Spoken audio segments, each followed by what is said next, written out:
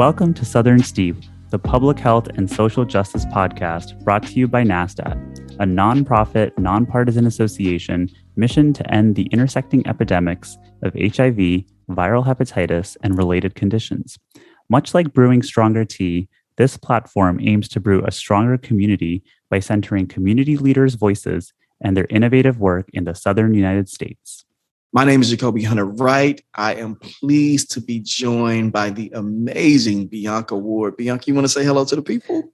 Amazing. Hey, Jacobi. Hey, everybody. Y'all, we have so much in store for y'all. Before we get started, I just want to do a little check-in, a little level set with Bianca. You know, what's going on in your world? How you doing? I am excited. So this is our first time hosting together. Welcome to Southern Steep. I am really excited to have you a part of this. How are you feeling for your first recording? Excited, nervous, intrigued? You know what? It's like New Year's Eve or New Year's Day, rather, where you get that cuisine, that Southern cuisine you only eat once a year. And you nervous to know how it's going to go on the next day with your stomach. So it's like, I'm good. I'm excited. But, for these little chitlins, these greens, this chicken. But, I just don't want no hiccups. But we're going to move it on along, though. I love it. I am ready. Let's get into the things. All right. Okay. So I am very excited about our show today and our guest. I just want to do an amazing introduction, but I don't even think my introduction can give this woman her just due. So I'm going to say a little bit about it, and I'm going to let her talk about herself. We're going to move forward. So Miss Tori Cooper, a health and equity advocate, community organizer, educator, published author, leader in the transgender community and HIV communities, and also intersectional communities. So you name it, she's done it. She leads with more than 30 years of experience at all levels of the HIV service, from volunteer roles to her service as executive director, ED, and founder of Advocates for Better Care Atlanta, LLC. She now serves as the Human Rights Campaign's Director of Community Engagement for the Transgender Justice Initiative. And in this role, her focus includes economic empowerment, capacity building programs, public safety, and expanded public education campaigns. So I want everybody, please send a virtual, some energy, all types of rounds of applause and good vibes to the amazing Tori Cooper. Tori, how you doing today? I am well. It is a pleasure to be here this afternoon, or whatever time it is, with both you, Bianca, and you, Jacobi. And from what I understand, if I gather correctly from your intro, today is Black Eyed Peas Day. That is officially what we're calling it. I love it. It's Black Eyed Peas Day. Baby, listen, I got some peas in the freezer from a couple of weeks ago with it. I just need to throw a little pork fat in there that is cooked for a little while. Boy, So before we get started, I just want to catch up. How you doing? Like, what's going on in your world currently? Like, just before we get into the nitty gritty of the work. Well, I am well. Work is going amazingly well. It's extremely busy. It is an extremely busy time all across the board. HRC, I am proud to work there. We are really changing the way that we've done business in the 40-year history of HRC, now prioritizing and really being much more intentional to engage Black and brown trans people and non-binary people and people who are living with HIV and all kinds of folks that traditionally have been left out of the picture, out of the political landscape and out of our work. So we are being very intentional to make up for some lost time. I hear that. I'm so happy to know that folks like you and HRC and others, like, with NASDAQ and AIDS United, we are really living in the work and doing the work. And like you said, making up for lost time. So from me to you, I definitely appreciate all your efforts and your history of service. And I'm just really excited to have you on the show today. Thank you so much. These are people. This is our community. And when we forget that, the work changes and it changes negatively. So as long as we always remember that we're working for our communities, plural, then it keeps our hearts and minds in the right direction. All right. So I really want to, figure out what it is you're looking forward to with the show. And, before we dive in, that on top of, is it anything that you want us to know before we get into the show? Well, what I'm interested to do today is listen, teach, and learn. So if you listen, teach, and learn with intent, if you actively listen to people, that means you get to hear other viewpoints that you may or may not espouse. And then it provides great opportunity for learning. And teaching means that we're bringing something into the conversation that perhaps you or your listeners didn't know before.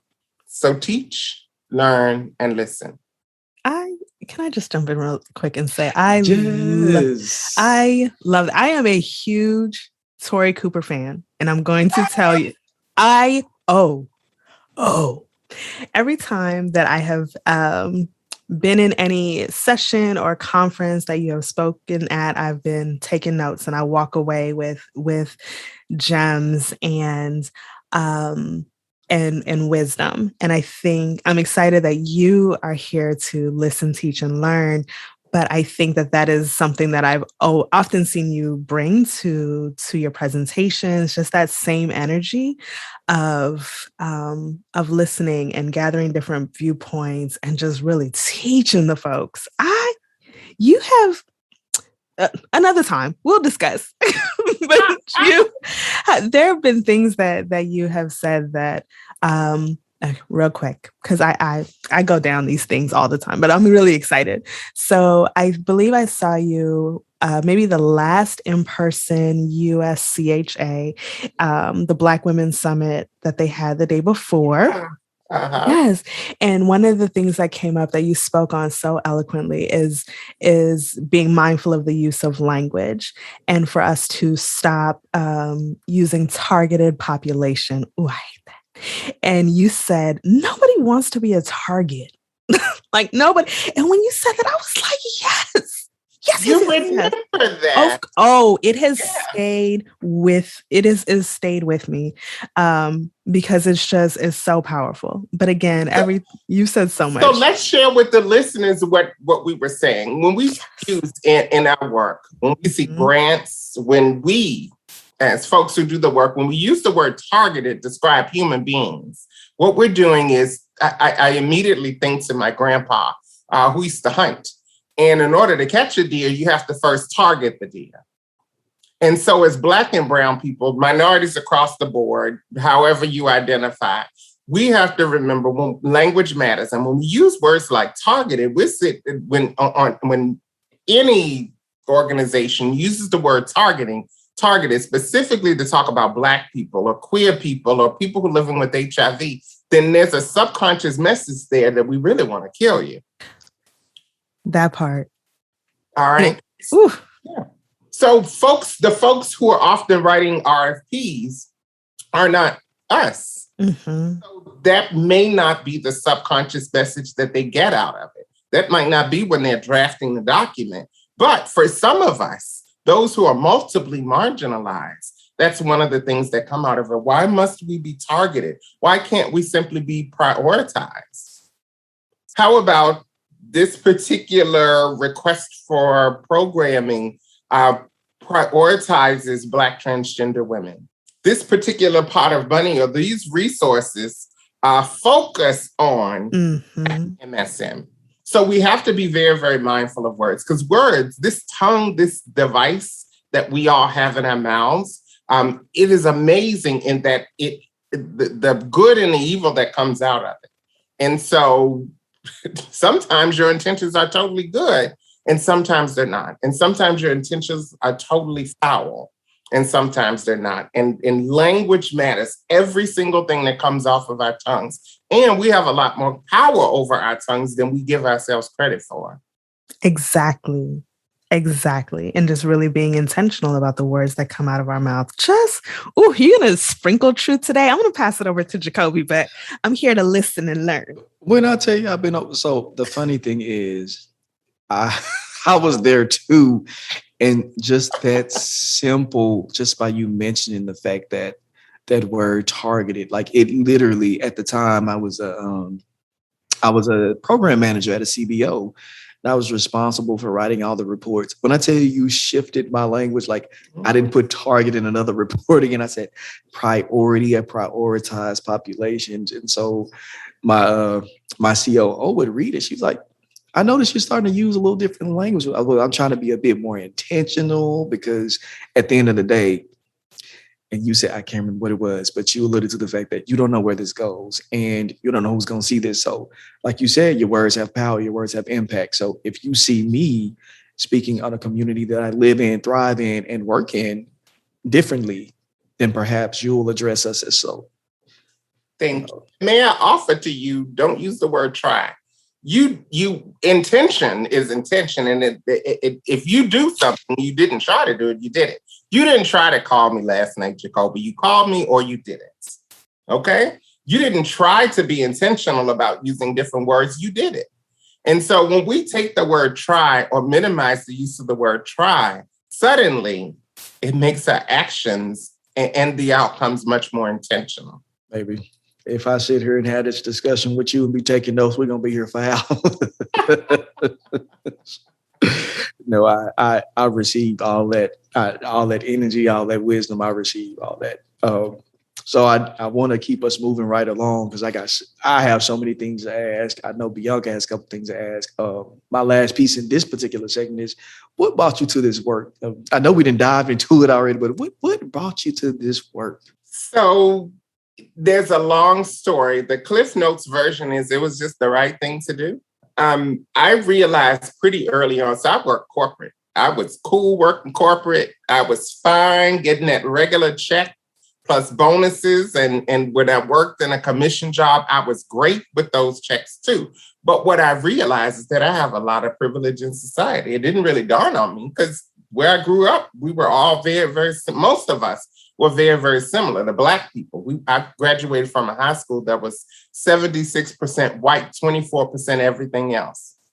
That's actually what they said, 24% everything else. And so just like the term people of color, which is a really watered down version of saying everybody that ain't white, that everybody else, we didn't realize how good we had it, if that makes sense. I made a conscious effort to go to an HBCU, and I had the opportunity to see Black brilliance. I tell the story often of how, and I'm getting to the answer to your question, but I tell the story often of how, I think it was the second week I was on campus, and I missed my first class because I was walking to class. It was a science class. And I sat down and I just started in front of the library and I just stared at people. And for 2 straight hours, I just watched beautiful Black people of all different hues, shapes, and appearances. I figured some of them were queer. I figured many of them, English may not have been their first language. It was just Black brilliance. But I also realized some of them, even then, my 18-year-old self, I realized that some of them were already doing stuff to change the world. And so for years, I did advocacy. I'm older than both of you. And so we used to create flyers and hand flyers to people at Pride events, literally print out flyers. And so I used to do that with organizations, help to put the right words together and talk about condom use back in the early 90s. And then a very good girl friend of mine, Jakia Jamasier in Richmond, Virginia, she had a little teeny tiny pot of money, and she wanted to do an intervention for transgender women for Black transgender women who are living with HIV. And nothing had been created, so she wanted to do an adaptation. And so she was like, sis, you make a good co-facilitator. Would you help me with this? And I was like, sure. And it was the very first time, I always say this for everybody who will listen, she was the very first person who encouraged me to use my voice. Folks always encouraged me to use my words, but not my voice. And then when I moved to Atlanta a few years later, Dee Dee Shambly was somebody. I got connected with her through Dr. Edith Biggers, and she was like, go talk to Dee Dee. She'll put you to work, and she did. And I haven't stopped since. And then there was Freda Jones and some other people along the way, and it's just continued to build from there. And I use all of that privilege that I realized that I had somewhere when I was making a lot of money working for the other white people. I realized folks listened to me when I spoke and they paid attention. And I was being invited places and to speak simply because I have good subject and verb agreement most of the time. So I used it to my advantage to liberate all my people. And so that's what I do even to this day. I love it. Can you tell me and the listeners, what's the difference between using your words and using your voice? You read my mind. Look at us in sync.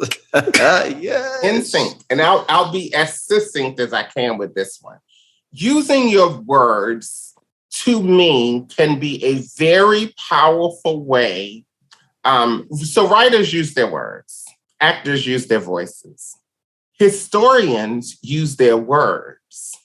Documentarians use their voices. The difference is brain trust, or how we use our brains. The way that I think of it is that people who use their words are providing material for other people's voices. Mm-hmm. I can see that. I appreciate that clarification, and it definitely makes sense in terms of then how powerful the voice can be. Thank you. Look at you teaching. I love it. Listen. So I do want to take this space and opportunity to turn it over to Bianca. I know she got a couple of questions for you too. So go ahead. So Jacobi read your bio, and I know I love when we read folks' bio because I think it gives an opportunity for our guests to also hear their greatness, because I think we don't often get a chance to really just sit back and think about all of the things that we're doing and accomplishing, right? And so I know one of the other amazing things you're doing is that you are on the President's Advisory Council on HIV AIDS, PACHA. So tell us a little bit about your role on PACHA, being the first Black trans woman on PACHA. What does that mean to you, and how has that been for you? So we can roll those questions into one, because what it means is being the first Black transgender woman on PACHA and the history of it. I was considered myself a weird kid, and then I'm a weird adult, because I remember when PACHA was first introduced to the public, and I remember during the Clinton administration, and then I remember over the years thinking, wow, I would love to be a part of that. I have no idea why something like that would enter my mind or into my brain, but I realized it. And so I tell folks, I am having an amazing career, but most people haven't even heard my name until the last 5 or 6 years, though I've been doing work all along. And so I bring that into PACHA. I bring being able to be a quiet activist and advocate into the room with me. I bring having an opportunity to be a loud activist and advocate into the room. I bring all of my intersectional identities, irregardless as to how I identify based on my gender. I'm a Black woman first, and I bring that into the room. And that's representation that had been sorely missed prior to myself and some of the other amazing women that's part of it. And now bringing in the intersectional identity of also being transgender. It hasn't existed. Cecilia Chung was the only out trans person who's ever served on PACHA, and she's an Asian woman. And so both being people of color, but me being Black, our health doesn't look the same. Health outcomes are very, very different. And certainly she can speak to the plight of Black transgender women, but she can't speak as a Black transgender woman.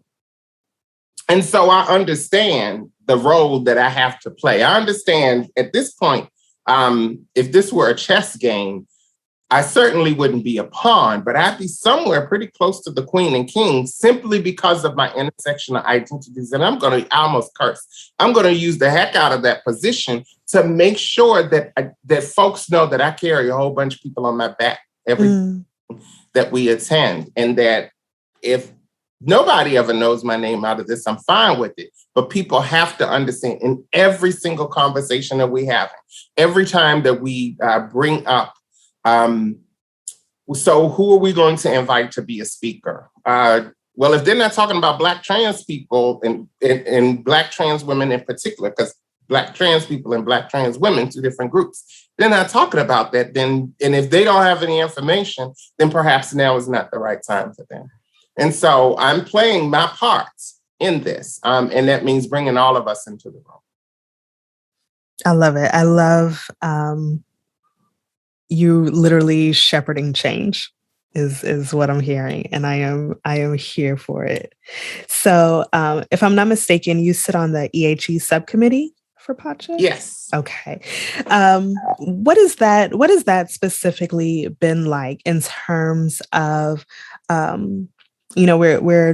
we hear a lot about the EHE, the ending HIV epidemics and the work and being intentional again about serving community and quote unquote doing what needs to be done. So what has the work on this subcommittee been like for you? And specifically, how are you working to address some of the maybe barriers or challenges that come along with just the work of the EHE in general?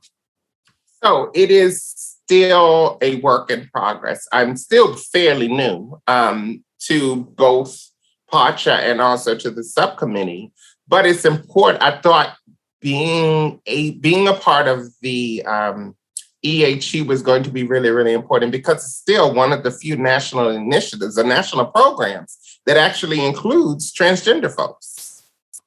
I don't think enough, but it does include transgender folks. And so based on the ups of the subcommittees, it seemed like a perfect fit because there will be opportunities for me to bring other stories in, both from folks that I know and folks who I don't know, but bring those into the conversation in a way that's going to be impactful so that when we make policy recommendations, that it is inclusive of all kinds of different folks, because all Black trans people aren't the same, all trans people aren't the same, and all Black trans women aren't the same. Because if you're a Black trans woman who grew up, say, in California, immediately you come into the world with health insurance and you'll have it for the rest of your life if you're gainfully employed or not. But that's not so if you grew up, if you're a Grady baby, as they call it, if you were born in Grady Hospital in Atlanta, and so why do I bring that into the conversation? Because we have to make sure with stuff like the EHE that resources, money, educational opportunities, employment opportunities, that all of those things are meted out equitably. And that means that folks who need the most get the most. And if trans people have been held out of the HIV conversation for the first 39 years of the epidemic, then that means we need a lot. And so I use this voice, this throat, this tongue to make sure that everybody who engages with us knows that.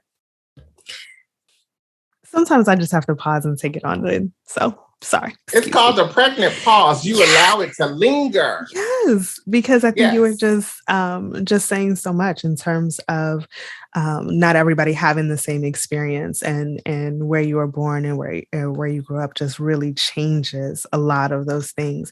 So my last question on PACHA. One, again, congratulations. I know you said you're new, but it is still awesome. And I appreciate you being a voice.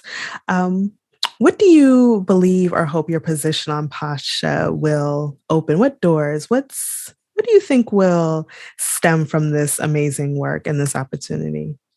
I hope that there will always be a seat for a Black trans person moving forward, number one. Because though we may be smaller, we are smaller in numbers than our cisgender peers, than other women, than other men, than other non-binary, than an entire community of Black people, that it is important that the impact of HIV on our community is so devastating. And folks need to hear it, and folks need to do something about it. Because if you hear it and don't do anything about it, then you're part of the problem. And so we have to make sure that we're continually providing opportunities for growth for everybody, but particularly those who wield the most power. Very quickly about why I'm using the word equity versus equality. Equality implies that we all start off in the same place. So if you're a Black person in America and you went to school with mostly Black people in America, then you didn't start off at the same place as most of your white peers. Let me make that clear, because the educational system is unbalanced. It is inequitable and it is unequal. And so if we simply say across the board, every community gets the same amount of money, that's ridiculous. It's absolutely ridiculous. If we say every community gets the same amount of free computers, every community gets the same amount of PrEP, and every community, our goal is to get every community to viral suppression. That might be a good thing, but the rest of it is crap, because equality said, what size shoe do you wear, Bianca? I just learned that I've been wearing the wrong size shoe for at least 3 years, but I know, another conversation. I wear an 8.5. Great, I don't. So equality says that Jacobi has given us this new Rihanna Fenty /Louboutin crossover, this brand new shoe that nobody's ever seen. It's a red bottom Fenty. Thank you, Jacobi, in advance. So I don't wear an 8.5, I wear a 12. All right. So equality says that Jacobi's going to give both of us an 8.5. That works great for you, but it does nothing for me. My earrings are larger than an 8.5. Equity says that you get your 8.5 and I get my 12. Both of us get what we need. But notice, it didn't cost Jacobi anything more to get both of us what we needed. And so we have to think much more equitably in the distribution of wealth and resources and opportunities.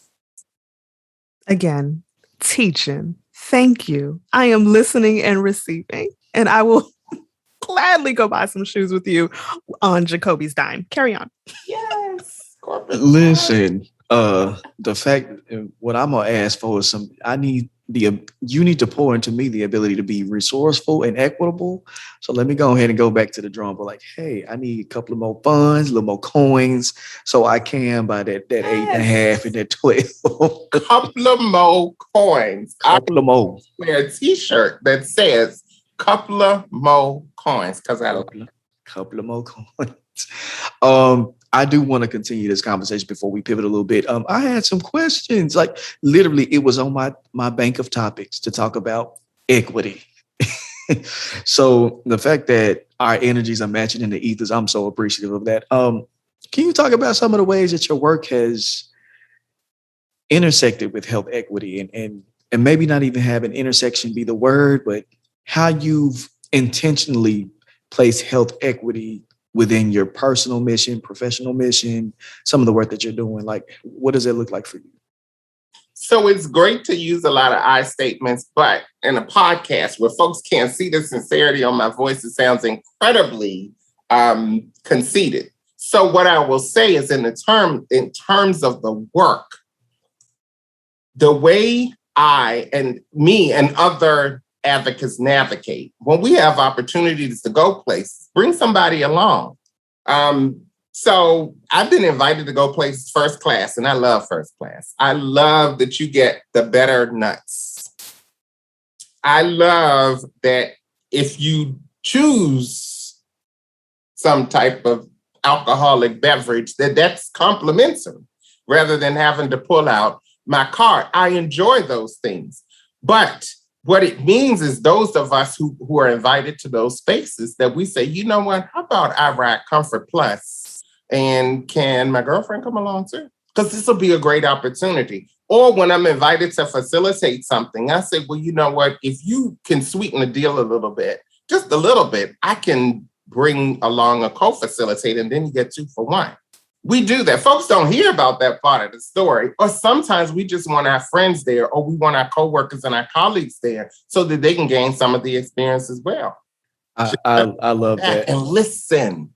All right. So that when the opportunity presents itself, you don't call on the same 6 of us. You call her. Now there's 7 of us. And then if each of us brings somebody, instead of 6, there are 12 of us. And then each of the 12 of us brings somebody the next time we get invited. That's 24. And it just keeps on until you have a community of woke people who have the ability to provide capacity building assistance to an entire country and an entire system of care.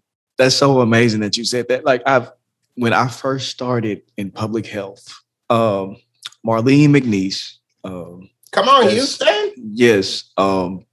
We are still friends to this day. She essentially gave me my start. She very much did that very same thing. I was part of a whole initiative that, it was very much led for us by us. And so, of course, the powers that be, that great ivory tower was like, we don't really have the money for this. Miss Marlene was like, it's either all or nothing. We need to bring all these folks because their perspective is valid. So I so appreciate folks who do the very thing that you're talking about, because had it not been for folks who advocate, for their peers and their community and just, brothers, sisters, whatever the case may be, like I wouldn't be here. Like I literally, because I was a little rough around the edges when I started. So the fact that folks saw past all of that and granted me the opportunity to be a part, like I love all that. I'm still rough around it. So I have this head, they can't see it, but I have this head wrap on, not simply because it matches my dress, but also because I need my edges done. But I still had to work today, and we still had to get this interview done today. We are human beings who are working in a system that wasn't created for any of us. Correction, we're Black human beings that were working in a system that wasn't created for us. And so we don't have the opportunity. There's this saying in church, because I love church. I love the institution of church. I love the tradition of church. I love spirituality and religiousness and religiosity and all that stuff too. But there's a saying in church that ushers don't get to have a bad day. And it is absolutely true. And in this work, as Black people doing the work, especially if you're Googleable, you don't have the opportunity to have a bad day. It's a terrible burden, but it is absolutely true. Because if I show up somewhere and my foot hurts, I'm going to limp myself to the stage. I forgot. This was NASDAQ for a minute. I'm going to limp myself to the stage and push on. If we show up, if one of us shows up somewhere and you're having a rough day, your boyfriend, your girlfriend, your person friend broke up with you that morning and cursed you out, you still have to get up there and smile and deliver a package, because they'll say, so-and-so was, I don't know what's wrong with them. We'll never bring them back again. It was horrible. As Black people, we don't have the privilege to ever have a bad day when we're doing this work. Not just because white people are watching us, but also because we carry a whole bunch of people in that room, in our spirits along with us. And folks forget that. There is no time that I show up and I'm not representing other people. And all of us have to remember that we represent, they see us, they will continue to silo us, and they will make you representative of every Black cisgender woman, Bianca, every single one, until you continually remind them, all Black women are diverse. They're still going to say, well, what do all Black women think? And they're going to say the same thing about you, Jacobi. What do all Black men think? And they're going to ask me, what do all trans women think? I don't know, you ask them. However, again, we don't have an opportunity to have a bad day. Every single time we have to show up, and we must do it. And it is a heavy burden to have to carry. But it's true. If we, so my follow-up question to that, though, because I think what you're saying is so powerful and so true about us not having the opportunity to have a bad day. How do you, Tori Cooper, take care of yourself? So they can't see, but you see this device in my hand with the little on the back? Uh-huh. So I'm going to show you all a trick. Wait a minute, is it working? All right. So every once in a while, I'll turn that off. Bad boy off. It is a self-care thing. It will keep you sane during some of the most insane moments.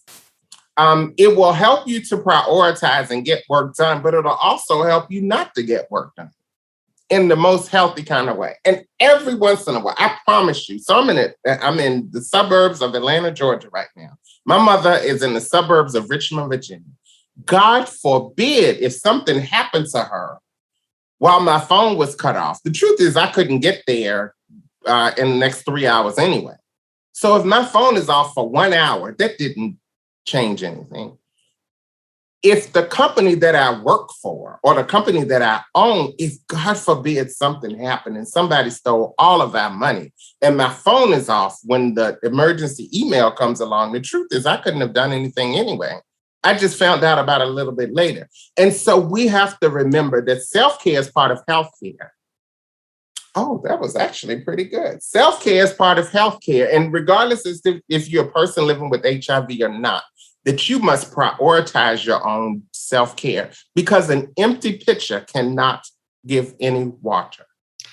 When I tell you, you just spoke a word, and it's so funny. I'm going to say this and I got a couple more questions. It's so funny because I think of the history of Black folk and how inherently we've never promoted the idea of self-care. I think Black folks are so used to just working. And when I say working, like working to take care of ourselves, our families, our neighbors, like working to take care of the what ifs. What if we lose the job? Or what if this don't carry over? Like, because that's a very real thing too, to take care of the what ifs. Taking care of everything in general. So it's like, and I'm even a product of that. I'm like, I don't have the best self-care option. So like, I literally just wrote that down, unplug, turn the phone off. Which is real because, so I think generation before me and before them, there was nobody to say, hey, take a break. What break? But keep in mind, so folks who are only a couple of generations ahead of us, the only break so I'll use the word enslaved people are slaves, even though those who oppose critical race theory want to address them as migrants, which is absolutely stupid. And insensitive and discriminatory and disgusting in every vile word that you can think. But we have to understand. So I told you I ascribe to Christianity. And so church and things associated with the deity that I call God are very important to me. But we have to also remember that there was a time when if it wasn't your great-grandmother, then it was either your great-great-grandmother or your great-great-great-grandmother, that the only time they didn't have to work was doing white people's church service. And then after that was over, they had to go back to work. So it is your birthright to take care of yourself. Well, I know I sure do receive that because I'm going to unplug right after this. But I want to, speaking of self-care and the promotion of just all things self, I want to get into a little conversation around, HRC, Human Rights Campaign. Can you tell some of our listeners what it is you do at HRC and what are some of the highlights of that work for you or what it has been? So I am the Director of Community Engagement for the Trans Justice Initiative. I am only the second Black transgender woman to be employed by the HRC in its history, the first being Carmarian D. Anderson, who is state representative for Alabama. And she was just hired a few months before I was. So we hold a lot of privilege in society. And every once in a while, I have to remind them that in the 40-year history, it's a shame. We're grateful to be in these positions, but it's a shame. So with that being said, so the Trans Justice Initiative, or TJI as we refer to it, operates under 4 pillars. And those 4 pillars are public safety, strategic communication, economic empowerment, and capacity building, which made me a perfect fit for this. The initiative didn't exist. It was really a concept that was created and brought to the Human Rights Campaign by our most recent former director, Alphonso David, who came in as a Black gay man with the intentions of prioritizing folks who had never been involved. in any real capacity in the conversation, and that was Black queer people. And so he came in very, very intentional about that. And so I am a part of that change and a part of that intentionality. And there are some other folks as well. There's J. Maurice Pearsall McCants, who is director of HIV and Health Equity. Leslie Hall, soon to be Dr. Leslie Hall, who is director of HBCU programming. Again, Carmarian D. Anderson, and queer people all along the way, particularly Black and POC queer people who are at HRC. And yes, so there's that. And so the work really, my concept of how to make this work is to shut up and listen more and engage other people, because I talk for a living. But I don't want to have to talk all the time. And I shouldn't have to talk all the time. And nobody wants to hear me talk all the time. So part of my intentionality is to bring other folks into the conversation and provide platforms for you to hear their voices. Sometimes that voice is by using them in a quote. When we're sharing positive and affirming stories about trans people, when we're reporting on the deaths of trans people, most predominantly Black transgender women, I seek to get quotes from folks who are involved in the community, who knew them directly or knew them indirectly, but who just need a platform to share how violence, anti-trans violence is really impacting us. I make sure to provide opportunities for folks to shine. You know, let's be honest. Had I not worked for HRC, I wouldn't have met many of the folks and wouldn't continue to engage with a lot of the folks I do because of their deep roots in the community. And so being able to provide an opportunity, even if it's for just 2 minutes or 30 minutes at a time, to provide space for other folks like us to talk and to share their ideas and their views. It feels wonderful. And it is something that I don't take lightly. And yeah, so that's a great part of the work, really to bring in a lot of other people and intentionally be Black. When I tell you, well, first and foremost, let me tell you that you can never talk enough. I think you do the world of this justice, like, you know, keeping your mouth closed, keeping your ideas closed, all that. So I'm guaranteeing you, it ain't just us listening, but where this is going to go, folks need to hear that. So it's a privilege to hear you talk in this space, in this life, all that. So I really thank you from me to you. Thank you. So we have questions that we ask every guest on the Southern Steep. So of course, we're going to ask you as well, because we definitely want to know. The first is, what do you love about the South? And the second question is, what do you want to see for the South? I love the food and the people from the South. I love that many of us, particularly those of us who are over a certain age, in spite of the wickedness that can come from this tongue, we have a certain gentility that exists only from folks who were reared in the South by folks who were reared in the South. I love that. I love the way that we combine spices and we use fat as an ingredient. I love so much about us. What I would like to see in the South is I would like to see forward thinking. I would like to see how we can take this same gentility and turn it into muscle that creates change. Use the charm, the Southern charm that we have, to impact everybody's lives in a way that perhaps folks who live north of the Mason-Dixon line or west of the Colorado or the Mississippi just don't get. You know, folks always say, I love the way you talk. I love those little colloquialisms. You know, that's what they love about people who live in the South. So how can we take that? How can we take something that's so natural to us and really impact change? I'd love to see that. What's your, now I'm going off script, but you had kicked off with the love of food. So what's your favorite Southern dish? Girl, that's like saying, which artery in my body do I like best? It is impossible to choose a favorite. Yeah. But if I did, so my favorite, if I could, if it wouldn't kill me, I'd probably eat a cheeseburger, a different cheeseburger every day of the year. A different one. Because you can't go wrong with a piece of meat, some fat, some cheese, and bread. You ain't never lie. A different one every day. If it wouldn't kill me, if I started January 1 and I wouldn't be dead by January 17th, I would do that every day. And we need you to survive. So we do. We I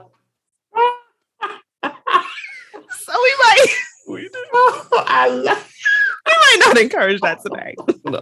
But occasionally treat yourself. Treat yourself. Maybe we can do a pilgrimage for one type of burger a month so we can see, okay, let's do a different one a month. See what they get. Because I know there's the fruit of the month. So maybe that's what we need to do, a burger of the month. I'm fully vaccinated. So, and I wholly encourage people, especially my people, to get fully vaccinated. Well, I'm down with it. I love it. I am excited. How can people learn more about HRC, PACHA, all of the things that you are involved in and are making greater because you're involved in? So the stuff I'm involved in, I'm a very public-private person. So you can Google everything that I'm involved in. You can Google PACHA. And not just can you Google it, but our meetings are, because it's a government agency, a government advisory board. They're actually on, I believe it's whitehouse.gov. So our meetings are open to the public, and there actually are opportunities for folks, guests, if you will, to provide questions for us. So that's wonderful. And feedback. So one can simply Google PACHA, I believe it's .org or .whitehouse.org or something like, you'll find it. And then HRC is a vast, so let me also share this. So HRC, I actually work for the Human Rights Campaign Foundation, which is HRCF. We operate, so HRC is actually two entities that function as one. We have a political side, HRC, which is a 501c4, and then we have the foundation, which is C3, where I work. And so we have the opportunity, a rare opportunity to be able to provide on the C4 side, answer any political questions, talk about political candidates, et cetera, policy, and promote change that way. And then we get to make really institutional change on the foundation side. I'm not a overly political person. I exercise my vote at every single local election and national election because it's important to know who the dog catcher is in your neighborhood, as well as the governor. And so I make sure to do all of those things. It is important. All right. So I exercise those, but as part of the foundation, we're not very political. We're political in our intent, but not necessarily outward political in our actions, if that makes sense. Because, we got to deal with the government. 501c and 501c3 and C4 are government titles or recognitions, and I plan on keeping those for the foundation. Mm-hmm. My check hits my bank every 2 weeks before I wake up. And we want you to have those things. Hell yeah. Yeah, we need you to have a couple of coins. I want all of us to have a couple of coins. That's the thing. All of us. It's out there. Why shouldn't we get it? Can you tell me who is more of a subject matter expert in Black people than Black people? Nobody.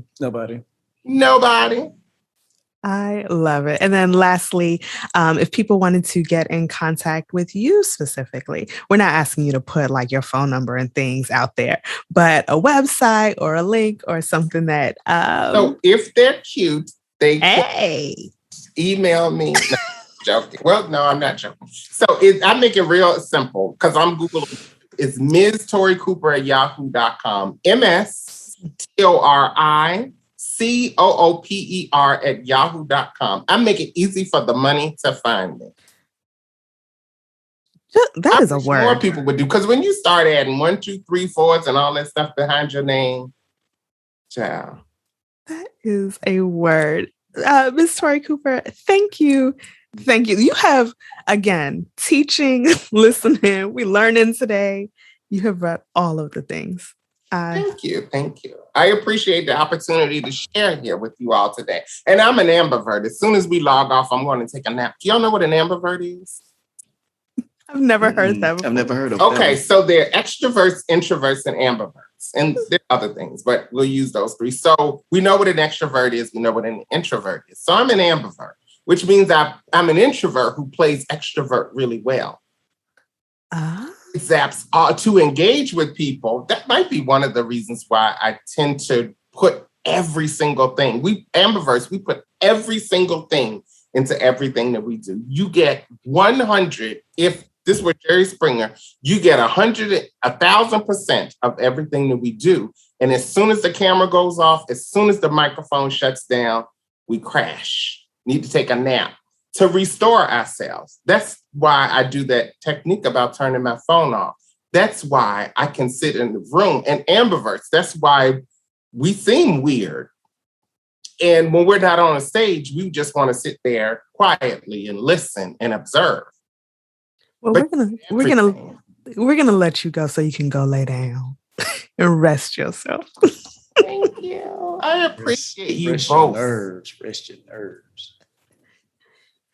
Well, again, thank you. We appreciate the time. Thank you. Thank you, good people. I appreciate you and continue to be great and to do great work and impact the world. Same. Bye. Yes, bye, Tori.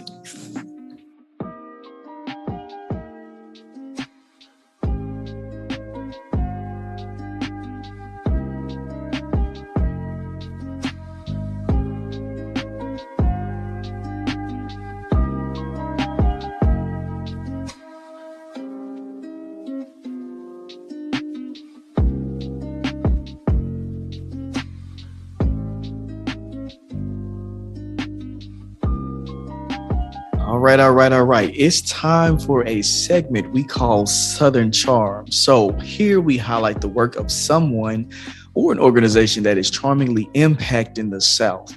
On today's episode, we are highlighting Abounding Prosperity in Dallas, Texas. AP Inc. was founded in 2005 of November with the express purpose of responding to social and health disparities that continue to have a devastating impact on Black men and their families in Dallas County. Their mission is to provide services that address health, social, and economic disparities among Black Americans, with a particular emphasis on gay and bisexual men, cisgendered women, transgender women, and their families.